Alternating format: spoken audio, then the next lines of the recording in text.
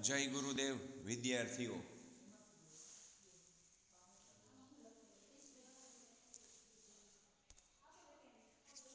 હવે આજે આપણે ધોરણ 10માં 1 થી 5 પ્રકરણ પૂરા કર્યા છે. ત્યારે છઠ્ઠા પ્રકરણનો શુભારંભ કરવા જઈ રહ્યા છીએ. છઠ્ઠું ચેપ્ટર ભૂમિ ત્રિકોણ. શું કહે છે બેટા ત્રિકોણ? અગાઉના ધોરણમાં ત્રિકોણ અને તેના ગુણધર્મોથી પરિચિત થયા છો. ધોરણ 9માં તમે ત્રિકોણની એકરૂપતા વિશે વિગતવાર અભ્યાસ કર્યો છે. યાદ કરો કે જ્યારે બે આકૃતિઓના આકાર અને કદ સમાન હોય, નીચે સરસ મજાની આકૃતિ આપી છે બેટા.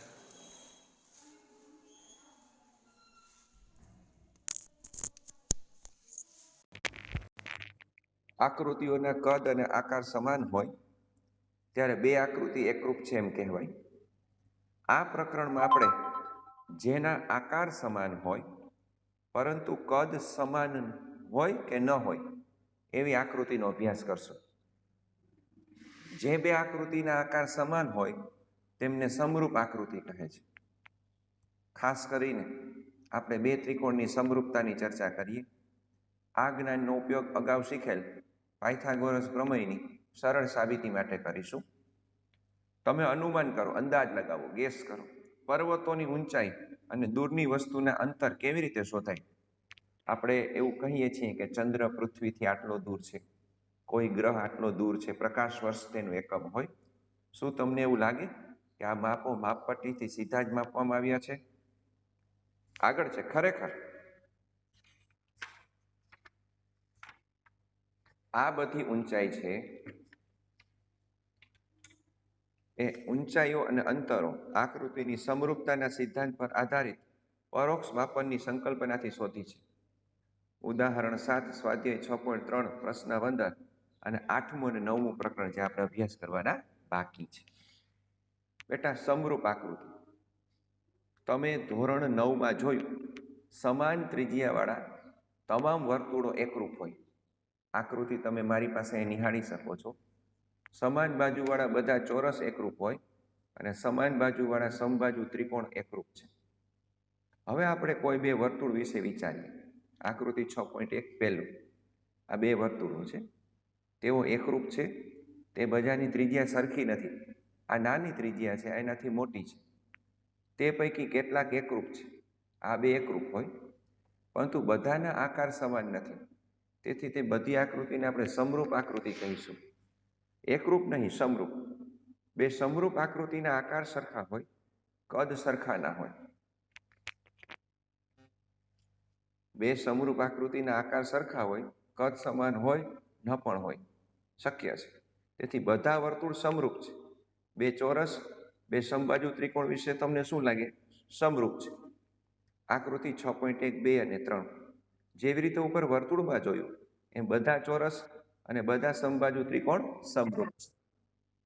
ઉપરની ચર્ચા પરથી કહી શકાય બેટા, અહીં તમને ખરું ખોટું વિધાન પૂછી શકાય. અહીંથી ચોરસની શરૂઆત કરાય, જેમ તમે વિજ્ઞાનમાં કરી જ ગયા છો મારી પાસે ભણીને.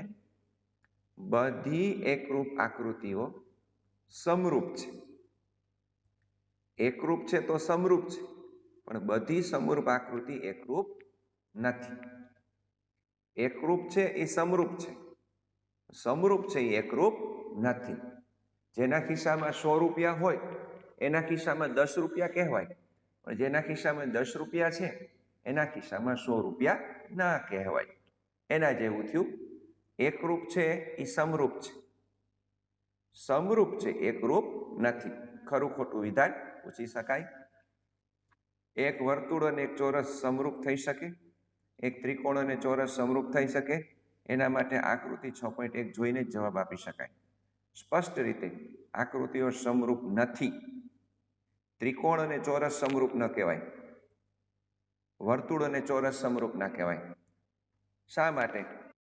તો કે બે ચતુષ્કોણો ABCD અને PQRS વિશે શું કહેવાય? આકૃતિ 6.2 તે સમરૂપ છે. આ આકૃતિ સમરૂપ લાગે છે. પરંતુ તેના વિશે ચોક્કસ ન કહી શકાય. તેથી ભાઈ માઇક બંધ કરી દો બધાયના. ભાઈ માઇક બંધ. ભાઈ કોણ રાડો? માઇક બંધ કરે. માઇક બંધ કર ભાઈ. આ આકૃતિ સમરૂપ લાગે છે, પરંતુ તેમના વિશે ચોક્કસ ન કહેવાય. તેથી જરૂરી છે કે આકૃતિની સમરૂપતાની કોઈ વ્યાખ્યા હોય, વ્યાખ્યા આધારિત કેટલાક માપદંડ હોય તો આકૃતિ સમરૂપ છે કે નહીં તે નક્કી કરી શકાય. જેમ જીવન જીવવાના નિયમો છે, સવારે ઉઠવું, આખો દિવસ પ્રવૃત્તિ કરવી, ખોરાક લેવો અને રાત્રે ઊંઘવું. આકૃતિ 6.3 જુઓ. નાનું, મોટું અને એનાથી મોટું. તમે તરત કહેશો કે આ ચિત્રો એક સ્મારક તાજમહેલના છે, પરંતુ તેમના કદ ભિન્ન છે. તો ચિત્રો સમરૂપ છે? હા. કોઈ એક જ વ્યક્તિના 10 વર્ષની ઉંમર અને 40 વર્ષની ઉંમરના એક જ કદના બે ચિત્રો માટે શું કહેવાય? ચિત્રો સમરૂપ છે, કદ સમાન છે, પણ તેમનો આકાર સરખો નથી. તમારા પિતાજી અત્યારે 40 વર્ષની વયના હોય અંદાજે, કદાચ 2-3 વર્ષ નાના હોય અથવા 2-3 વર્ષ વધારે હોય. એનો 10 વર્ષની ઉંમરનો ફોટોગ્રાફ ને અત્યારની ઉંમરનો ફોટોગ્રાફ જો સરખા હોય, બરાબર, ચિત્રોના કદ સરખા છે પણ એમના આકાર સરખા નથી, પરિણામે તે સમરૂપ નથી. જ્યારે કોઈ તસવીરકાર કોઈ એક નેગેટિવમાંથી જુદા જુદા કદના ફોટાની નકલ કાઢે, તમે પાસપોર્ટ સાઇઝનો ફોટો પડાવ્યો હોય, સરસ આવ્યો હોય, તમે કહો આ મોટો કરી દેજો, બરાબર, તો ટિકિટ પ્રમાણેનું કદ, પાસપોર્ટ કદ, પોસ્ટકાર્ડ પ્રમાણેના કદની નકલ સાંભળી હશે. 3 પ્રકારના ફોટા: ટિકિટ, પાસપોર્ટ અને પોસ્ટકાર્ડ. તમે પાસપોર્ટ સાઇઝનો ફોટો પડાવ્યો હોય, એના કરતાં ટિકિટનું કદ નાનું હોય. તમે પાસપોર્ટ સાઇઝનો ફોટો અત્યાર સુધી પડાવ્યો હોય સ્કૂલના આઈ કાર્ડ માટે, તેના કરતાં પોસ્ટકાર્ડનું કદ મોટું હોય. તે સામાન્ય રીતે 35 મિલીમીટર પર નાના કદની ફિલ્મ જેમ ચિત્રો લે છે, પછી તેને 45 મિલીમીટરના કદમાં મોટવણી કરે. આમ જો આપણે નાની નકલના કોઈ રેખાખંડને અનુરૂપ મોટી નકલના સંગત રેખાખંડ લઈએ તો તે મોટી નકલ અનુરૂપ રેખાખંડ 45/35 અથવા તો પછી કદ વધારી શકાય 55/35 ગણું થશે. આપણું ટેલિવિઝન હોય ને બેટા, એમાં પણ જે સ્ક્રીન આડી છે, આવી રીતે સ્ક્રીન આડી છે અને જે સ્ક્રીન ઊભી છે ને બેટા, આવી રીતે, એનો પણ ચોક્કસ ગુણોત્તર હોય દ્રશ્યનો.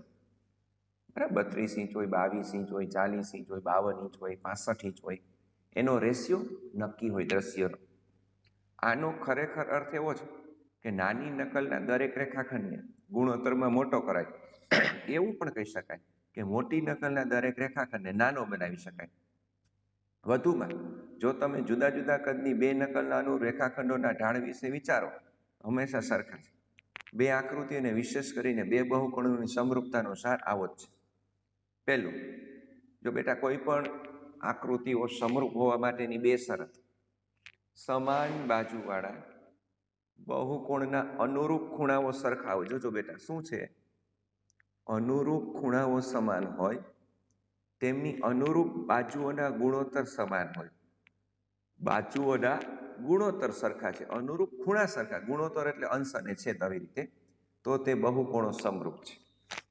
સમરૂપતાની બે વ્યાખ્યા: અનુરૂપ ખૂણા અને અનુરૂપ બાજુઓ. હવે એના અનુસંધાને આપણે આગળ વધવા જઈ રહ્યા છીએ વિદ્યાર્થીઓ. એના અનુસંધાને આગળ વધીએ છીએ.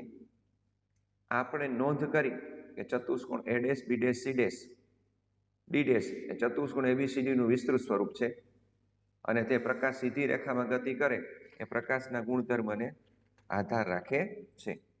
અહીંયા જે તમને એક સરસ મજાનો પ્રયોગ આપેલો છે, એમાં A, B, C અને D એનું વિસ્તૃતીકરણ છે. A', B', C' અને D'. ઉપરથી એક પ્રકાશ કાચની પ્લેટમાંથી પસાર થાય છે, એનો પડછાયો પડે છે, બરાબર. તો હવે આપણે જોયું કે A', B', C', D' એ ABCDનું મોટું સ્વરૂપ છે, વિસ્તૃત એટલે મોટું. પ્રકાશ સીધી રેખામાં ગતિ કરે એ પ્રકાશના ગુણધર્મના કારણે છે.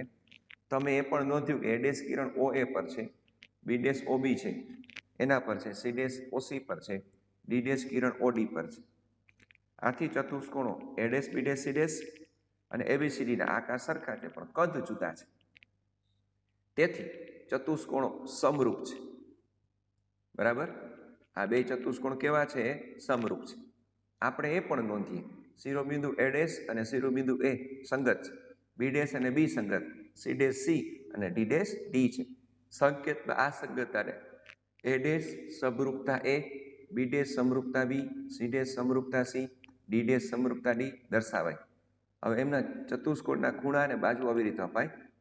ખૂણો એ બરાબર ખૂણો એ ડેશ, ખૂણો બી બરાબર ખૂણો બી ડેશ, ખૂણો સી બરાબર ખૂણો સી ડેશ, ખૂણો ડી બરાબર ખૂણો ડી ડેશ.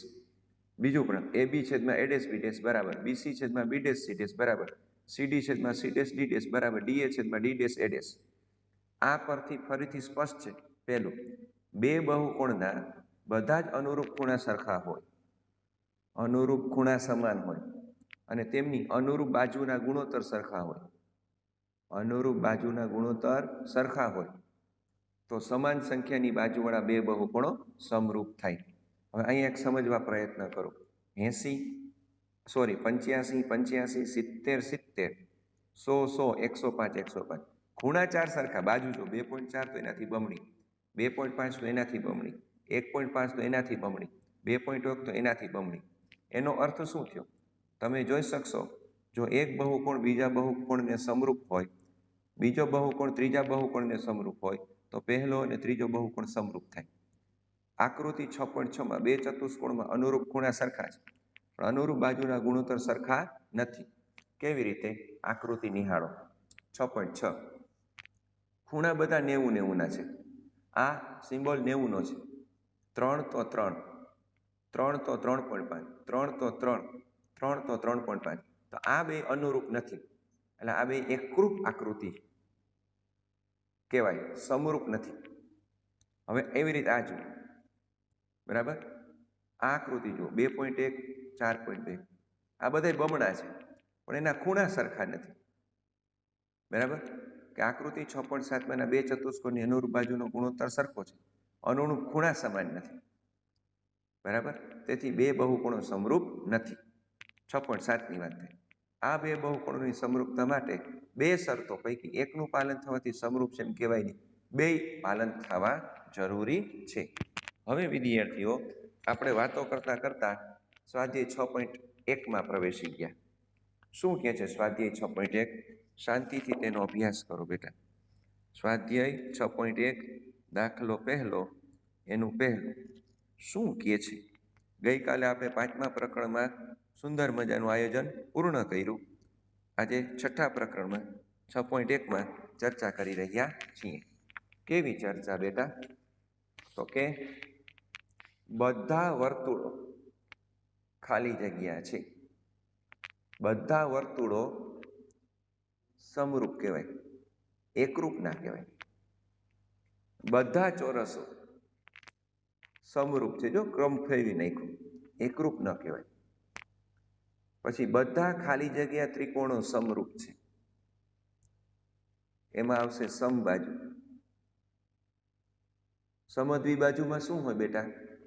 કે જુદી જુદી બાજુઓ જુદી જુદી રીતે સરખી કરે. કહું છું, આને સમદ્વિબાજુ કહેવાય, આને સમદ્વિબાજુ કહેવાય, આને સમદ્વિબાજુ કહેવાય.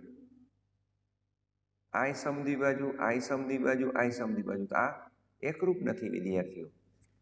બરાબર? સમરૂપ નથી. અને સમબાજુમાં શું હોય? બધી બાજુ સરખી. પછી ચોથું, જો બે બહુકોણના અનુરૂપ ખૂણાઓ ખાલી જગ્યા હોય, તેમની અનુરૂપ બાજુ ખાલી જગ્યા હોય તો સમાન સંખ્યાની બાજુવાળા બે બહુકોણો સમરૂપ હોય. બરાબર? અનુરૂપ ખૂણાઓ સમાન. અહીંયા શું આવશે? સમાન. પહેલી ખાલી જગ્યામાં આવશે સમાન અને બીજી ખાલી જગ્યામાં આવશે સમપ્રમાણમાં. હવે વિદ્યાર્થીઓ, તમે આનો સ્ક્રીનશોટ લઈ લ્યો એટલે તમને ભણવાની મજા આવે. 6.1 ચેપ્ટરનો પહેલો દાખલો પૂરો. ચાલો બેટા, પહેલો દાખલો પૂરો. હવે બીજો છે, નીચેની જોડીના બે જુદા જુદા ઉદાહરણ આપો. સમરૂપ આકૃતિ. બરાબર છે? તો સમરૂપ આકૃતિ છે એના ઉદાહરણો આપણે હમણાં જ જોઈ ગયા સામેના પેજ ઉપર. આવો.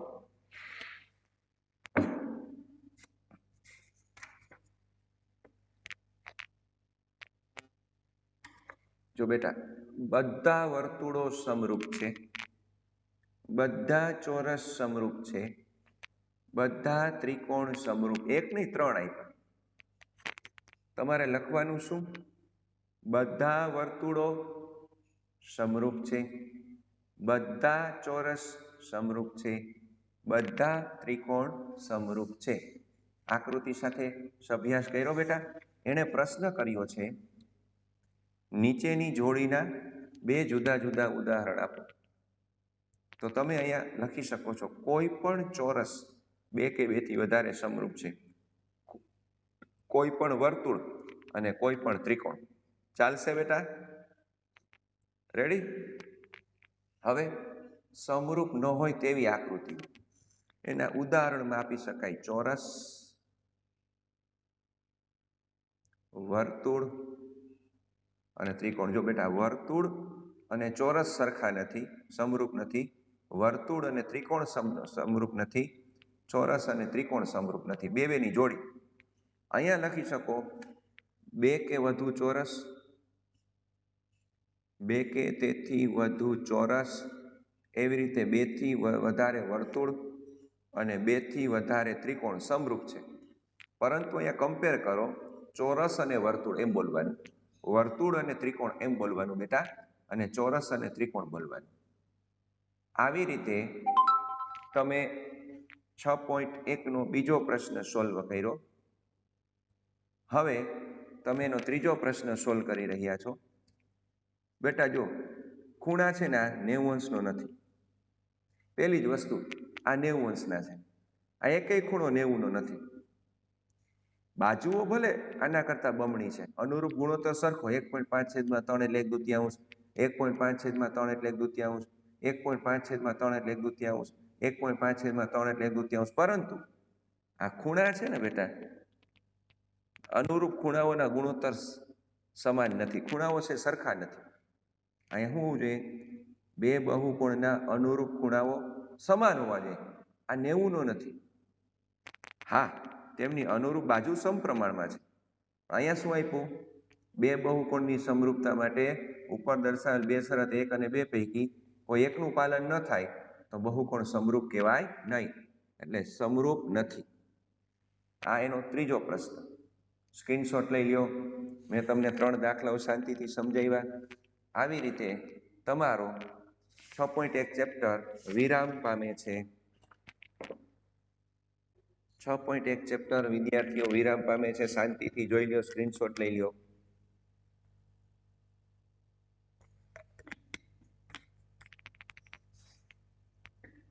ગુડ. 6.1 પૂરું. હવે પાછળ શું કહે છે વિદ્યાર્થીઓ? ત્રિકોણની સમરૂપતા. 2 ત્રિકોણની સમરૂપતા વિશે શું કહી શકો? તમને યાદ હશે કે ત્રિકોણ પણ બહુકોણ છે. એક કરતાં વધારે ખૂણો ધરાવે એને આપણે બહુકોણ કહીએ છીએ. તેથી સમરૂપતા માટેની શરતો 2 ત્રિકોણની સમરૂપતા માટે દર્શાવાય તે આ પ્રમાણે છે. ફરી પાછું આવ્યું ત્રીજી વખત.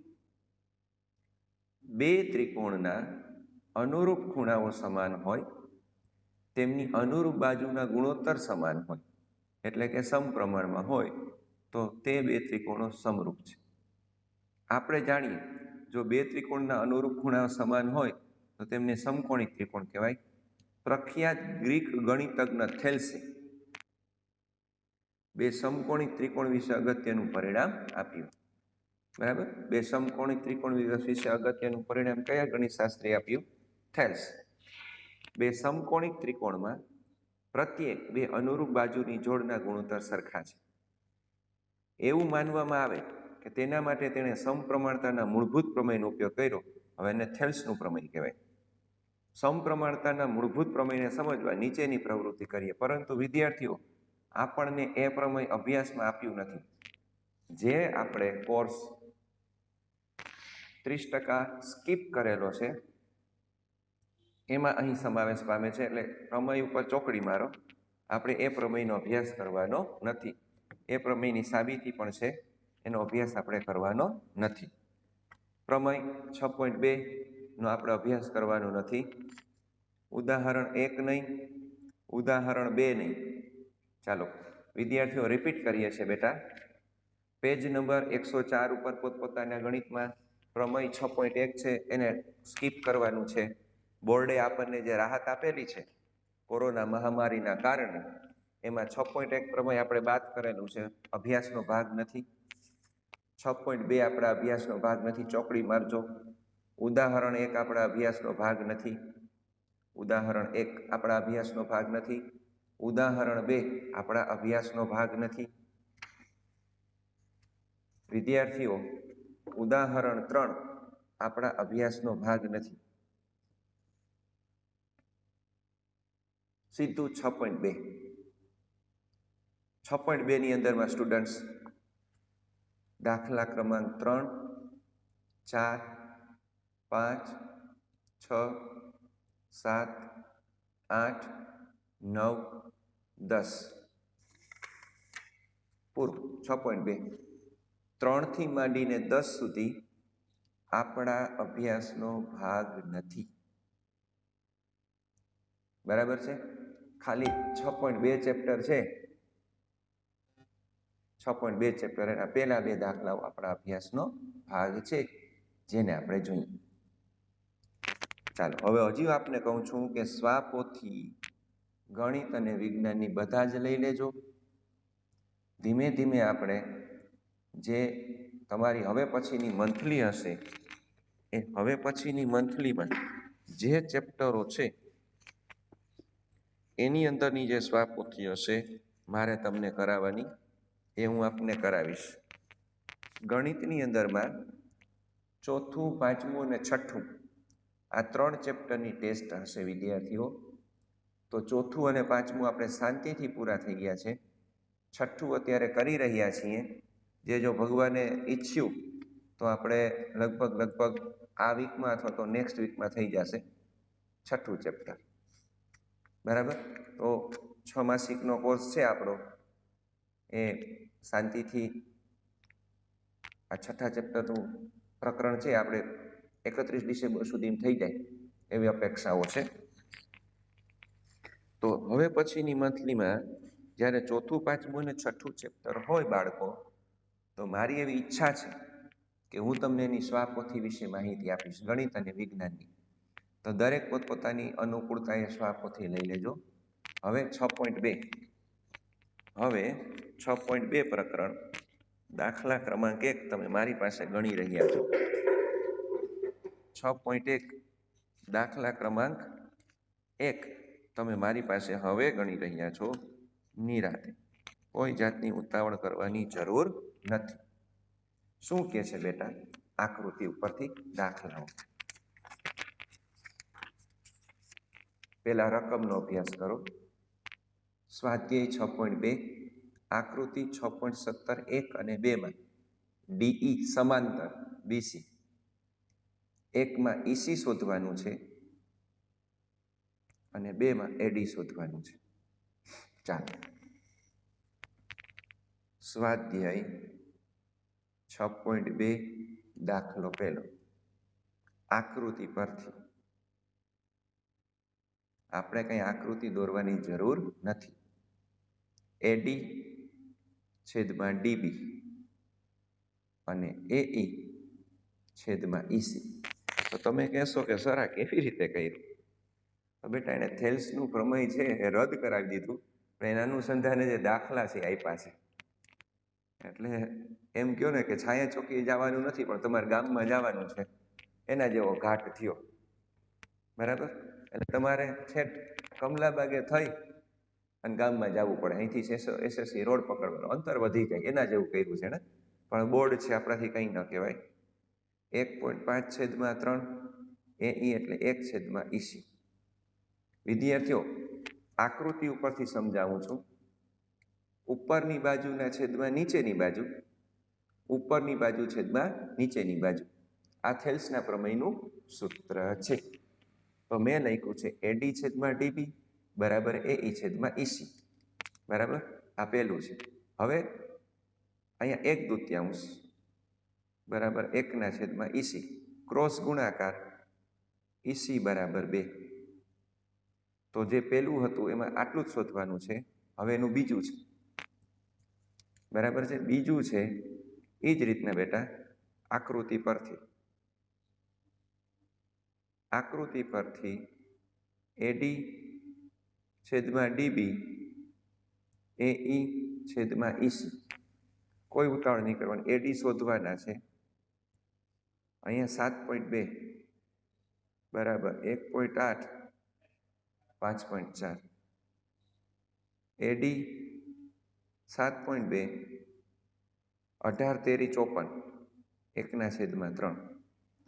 એડીને સૂત્રનો કરતા બનાવો 7.2 છેદમાં 3 24 તેરી 72 2.4. બેટા હું તમને કંઈ બીજું કરાવું એ પહેલાં એકદમ નિરાતે સ્ક્રીનશોટ લઈ લ્યો એટલે તમારો આ દાખલો પહેલો પૂરો થયો.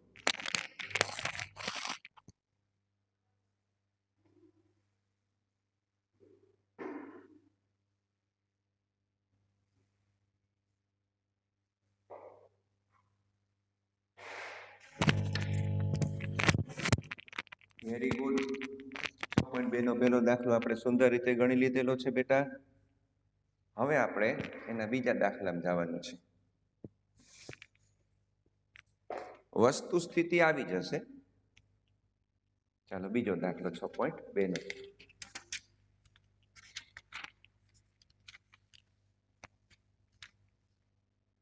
સ્વાધ્યાય 6.2 દાખલા પહેલાનું પહેલું. શું છે રકમ વિદ્યાર્થીઓ? બિંદુઓ ઈ અને એફ ત્રિકોણ પીક્યુઆરની બાજુઓ પીક્યુ અને પીઆર ઉપર આવેલા છે. નીચેના દરેક વિકલ્પમાં ઈ એફ સમાંતર ક્યુઆર છે કે કેમ તે જણાવો. ચાલો ધીરે ધીરે આપણે આગળ વધવાનું છે.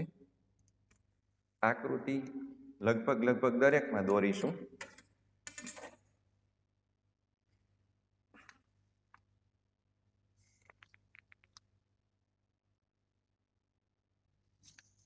ત્રિકોણ કેવી રીતે દોરાય એની માહિતી સાથે દોરી જ દીધો છે.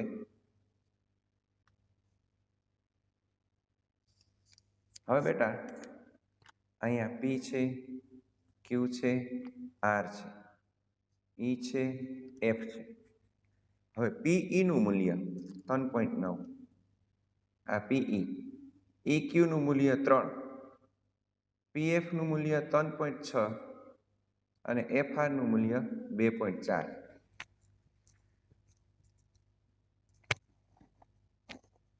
હવે બેટા જો ઈએફ સમાંતર ક્યુઆર તો આપણે લખ્યું ધારો કે ઈએફ અને ક્યુઆર સમાંતર છે તો અહીંયા પીઈ છેદમાં ઈક્યુ પીએફ છેદમાં એફઆર આવું થવું જોઈએ. જો આ સાચું તો સમાંતર છે, નહીં તો નથી. પીઈ એટલે 3.9 એના છેદમાં 3, 3.6 2.4 હોય તો બેટા 1.3 છેદમાં 1 અહીંયા 3 છેદમાં 2 જે શક્ય નથી. આ વસ્તુ શક્ય નથી. બરાબર, સરખા નથી. પરિણામે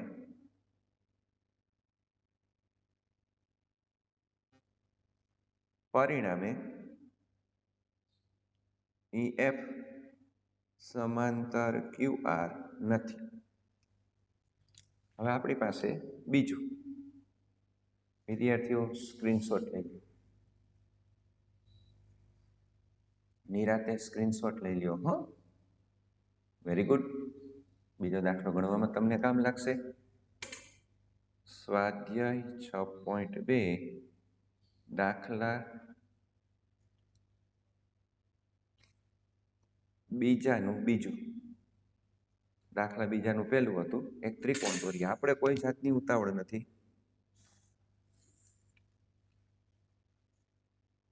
જે કામ કરો એ પરફેક્ટ કરો.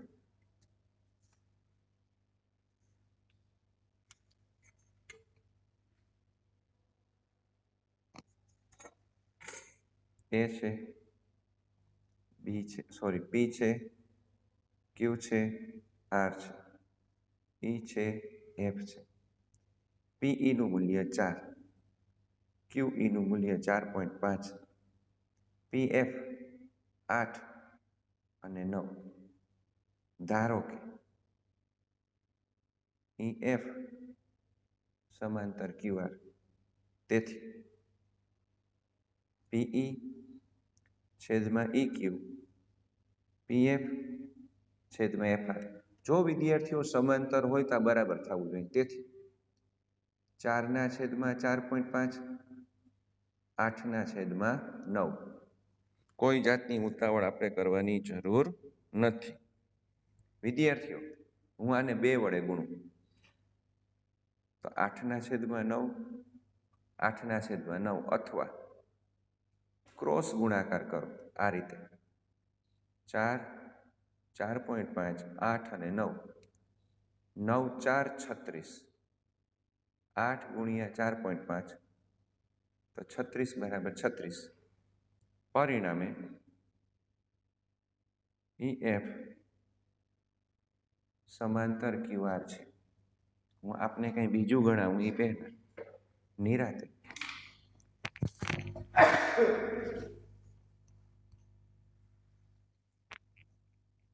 આનો સ્ક્રીનશોટ લઈ લો અને તમારો દાખલો પૂરો થાય. ગુડ બેટા. હવે એનું ત્રીજું.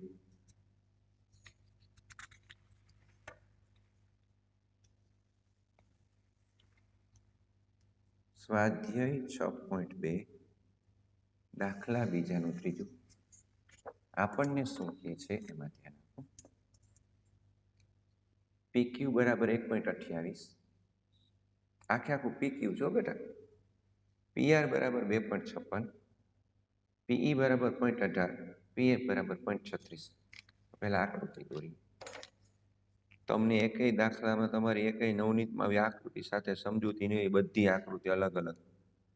તમારી પાસે સ્ક્રીનશોટે છે, તમે શાંતિથી એનો અભ્યાસ કરી શકો છો. એના પછી નિરાંતે. અહીંયા બેટા છે પી છે, ક્યુ છે, આર છે, ઈ અને એફ છે. પી ક્યુ આખે આખું 1.28, પીઆર આખે આખું 2.56, પીઈ નું મૂલ્ય 0.18, પીએફ નું મૂલ્ય 0.36. તો તમે કહેશો કે સર હવે તમે શું કરશો? હું કહીશ કે બેટા મારી પાસે નિયમો ગણાય છે. જેવી રીતે ઉપરના છેદમાં નીચે, એવી રીતે પીઈ છેદમાં પીક્યુ પીએફ છેદમાં પીઆર પણ લખાય, અથવા બીજું સૂત્ર છે દીકરા નીચેનો ગુણોત્તર ઈક્યુ છેદમાં પીક્યુ અને ઈઆર છેદમાં પીઆર પણ લખાય. બરાબર છે. ઉપરના ગુણોત્તરના છેદમાં આખે આખી બાજુ, નીચેના ગુણોત્તરમાં આખે આખી બાજુ.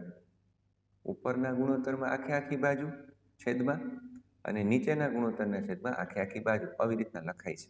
જો પીઈ તમને આપેલા છે 0.18 અને 1.28, પીએફ 0.36 અને 2.56. આપણે જરી ઉતાવળ નથી કરતા બેટા. અહીંયા 18/128, 36/256. 2 વડે છેદ ઉડાડું, 2 વડે તો 9/64. અહીંયા પેલા 2 વડે 18/128, ફરી પાછા 2 વડે, જ્યાં છેદ ઉડે તેમ 9/64, 9/64. તેથી ઈએફ સમાંતર ક્યુઆર છે.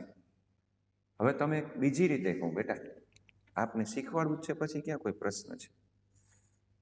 હવે તમે અહીંયા જુઓ,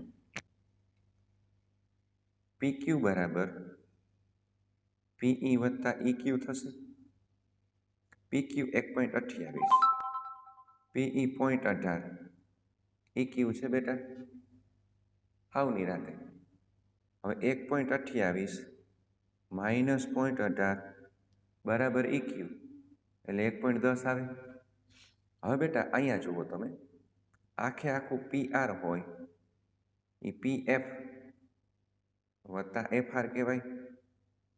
2.56 PF એટલે 0.36 વત્તા FR 2.56 માઇનસ 0.36 બરાબર FR. 2.56માંથી 36 જાય એટલે 2.20. અહીંયા 2.20 આવ્યા બેટા હાવ નિરાતે, કોઈ જાતની ઉતાવળ કર્યા વિના આપણે ચેક કર્યું છે. ચાલો હવે આગળ EQ કેટલા છે બરાબર છે? EQ તમારી પાસે છે 1.10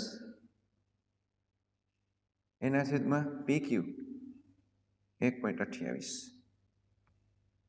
હવે ER કેટલા છે? ER અહીંયા આ FR છે, આ FR 2.20 એના છેદમાં 2.56.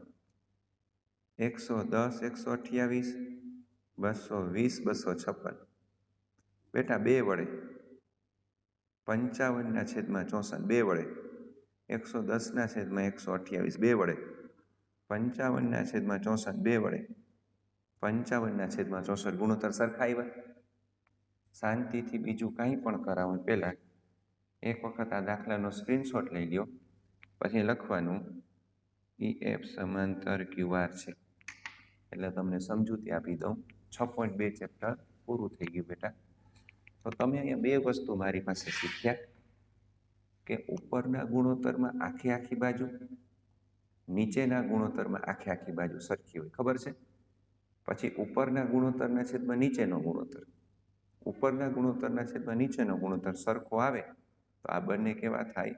સમાંતર છે. અહીંયા કેવા છે? સમાંતર છે. ગુડ બેટા, સ્ક્રીનશોટ લઈ લ્યો એટલે આપણે આગળ વધી જઈએ. સુંદર મજાનું સ્ક્રીનશોટ. તો આજના એક જ પીરિયડમાં એ લોકોએ આપણને કોર્સ સ્કીપ કરાવેલો છે તો આપણે કેટલું ભણી શક્યા? 6.1 ચેપ્ટર, 6.2 ચેપ્ટર. શાંતિથી ભણી લ્યો બેટા. ઓકે, આપણી મીટિંગ પૂરી.